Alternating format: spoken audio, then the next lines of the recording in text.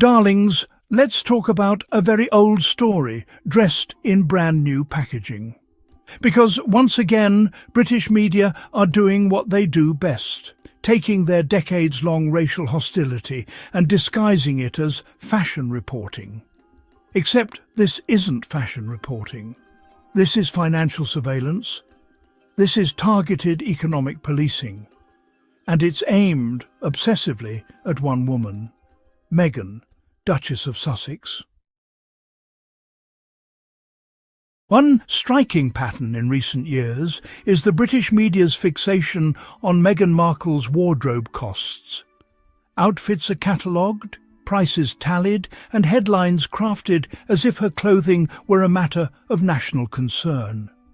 The implication? Her spending is excessive, a betrayal of public trust. This isn't fashion reporting. It's a targeted narrative, reducing Meghan to a walking balance sheet.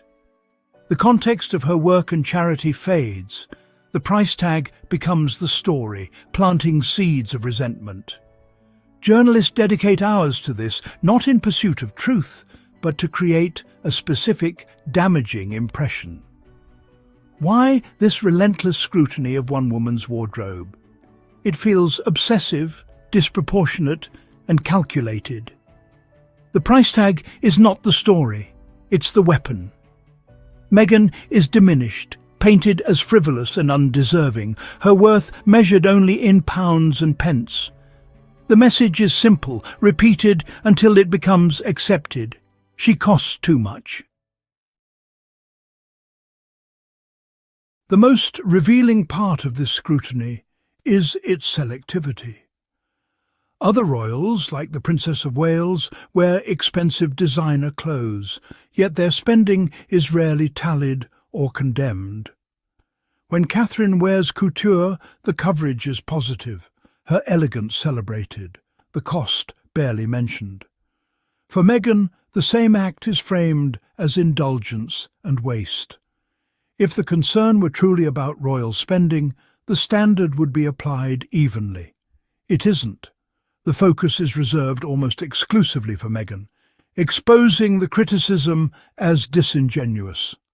The clothes are just a pretext for a deeper narrative of otherness and disapproval. A designer bag on one royal is chic. On Meghan, it's evidence of extravagance. The language and framing are deliberately different, constructing two public images, the perfect English rose and the outsider. This double standard is no accident. It's a pattern. The message is clear. The rules are different for her. The media doesn't just report Meghan's spending. It weaponizes it, turning each purchase into a moral transgression. Headlines are crafted to incite anger, pairing price tags with stories of public struggle. The crucial fact that Meghan's wardrobe is privately funded is often omitted, fueling a false sense of outrage. The media acts as a moral outrage machine, painting her as a drain on the nation despite no public money being spent. This is not truth-telling. It's manufactured controversy for clicks and sales. Each headline chips away at her public standing, casting her as an enemy rather than a servant. The result, public discourse is poisoned, rational conversation lost, and Meghan reduced to a symbol of everything to resent. The media shapes opinion, stoking division for its own ends. This media playbook isn't new. Black public figures, especially athletes like Raheem Sterling, have faced similar scrutiny.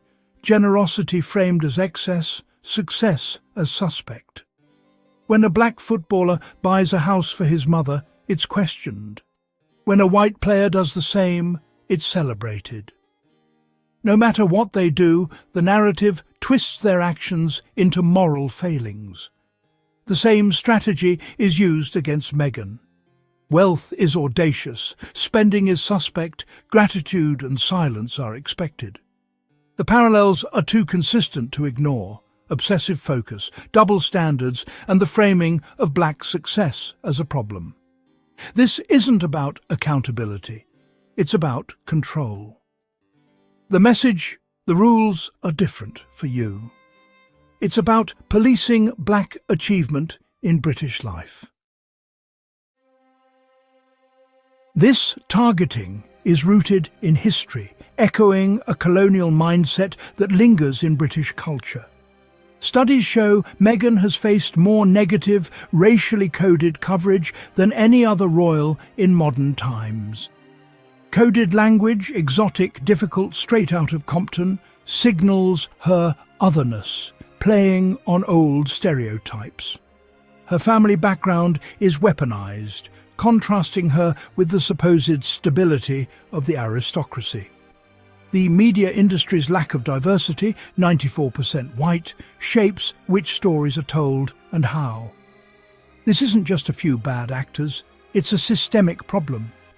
Meghan's identity as a self-made, outspoken woman challenged royal tradition, making her a symbol of change and a target. The response: diminish her power using the old tools of bias, disguised as commentary.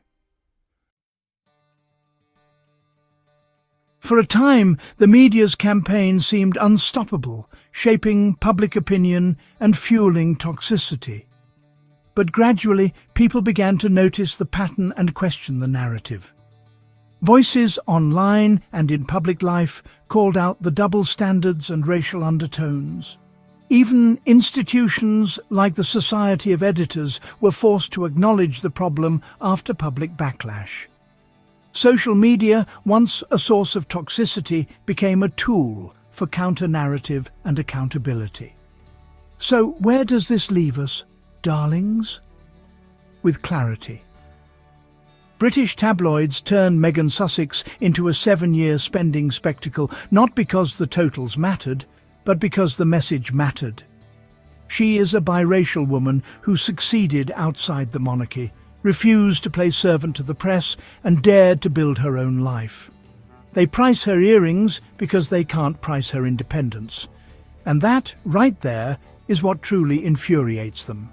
But the pushback is growing. People are naming it. People are resisting it. And the old script is starting to crumble. And that, my darlings, is the part they can't control.